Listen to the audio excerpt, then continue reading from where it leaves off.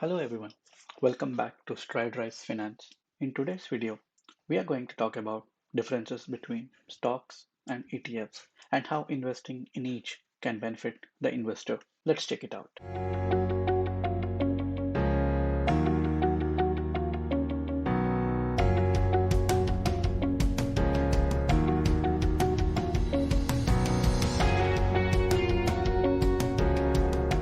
Stocks are individual companies. Investors can buy any company that has gone public either on the New York Stock Exchange or the Nasdaq.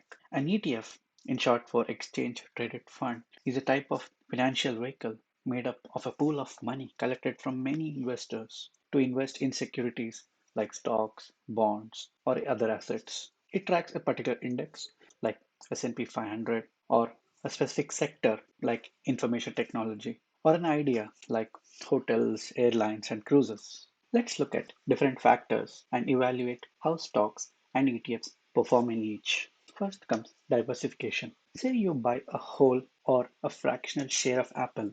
You own a part of that company, no matter how small it can be. Investing in an ETF is like buying into a bunch of companies at once. It offers instant diversification that is very hard to replicate on your own if you were to invest individually. Next is fees. There's no fees involved in buying individual stocks, as it is up to the investor to do all the research and invest.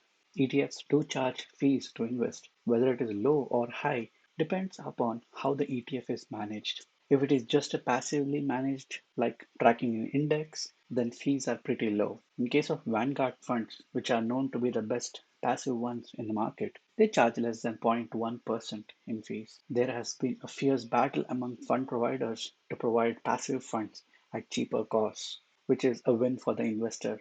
If you are going for actively managed ETFs, where the fund manager has to analyze the market and make moves accordingly, the fees goes up, usually upwards of 0.5% and in some cases almost 1%. Next factor is effort. Investing in stocks requires individual analysis of the company's fundamentals and technicals. This is not an easy task for a beginner investor, let alone a seasoned one. ETFs, on the other hand, are ideal for such investors as the underlying companies are either part of an index or chosen by the fund manager. It takes a lot of effort away from the investor. Next factor is volatility. Volatility is always a factor in individual stocks. Different market conditions influence the performance of a company's stock, be it the company's own performance, or inflation, or treasury yields, or multiple others. ETFs, on the other hand, as they are a collection of companies, are less volatile. Here, negatives of few companies may be offset by other well performing ones. Next is risk. Investors' risk in individual stocks is always high due to the volatile nature of how the company's stock behaves. In ETFs, the investment downside risk is limited as the performance is averaged out by the companies involved in it. So the risk of your investment crashing is limited here. Earlier this year, we saw the markets fall from an all-time high at early January to a correction territory by the end of the month. If we look at this chart comparing the S&P 500 index based ETF WU with a company like Apple, WU was down 9% down in this period compared to 11% for Apple. And if we compare with Meta, it is 8% versus negative 34%. Next factor is dividends. When we talk about dividends, individual stocks do provide them as long as the investors choose those companies that provide them. We spoke about this in our earlier video in growth versus value stocks comparison. Majority of the ETFs do provide dividends.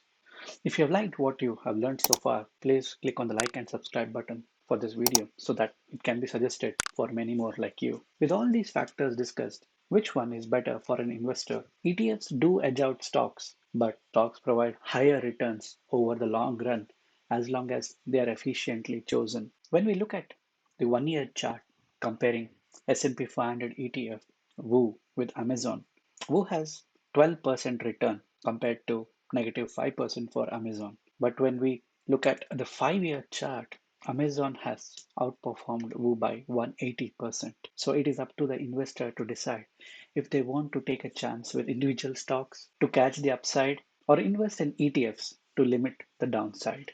Any new investor should start off their investment journey with a basic index fund like WOO that tracks the S&P 500 index or VTI that tracks the total market index. What this does is that the investor can see the market behavior and understand the companies over the long run and then branch out investing in individual stocks. ETF investing even makes sense if you are already an individual stock investor and feel like you do not have enough time to do the research and thereby less confident in your stock picking capability.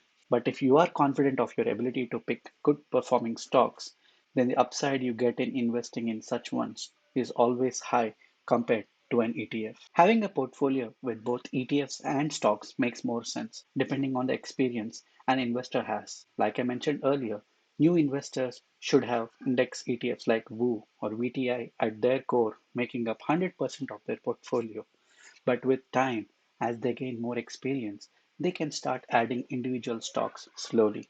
That way, any risk of individual stocks will be negated by the index ETF, and likewise, if those stocks pop up, they will also get the added upside. If you are an experienced investor and know what you are buying and when you are buying, then individual stocks route is your way to go.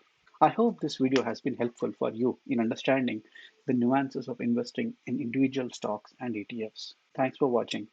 Please like and subscribe to my channel to keep informed about all such informative videos in the future. I'm not a financial advisor, and all the content you would see in this channel is for educational and entertainment purposes only. Everyone should do their own due diligence before investing their hard earned money. See you in the next video. Bye.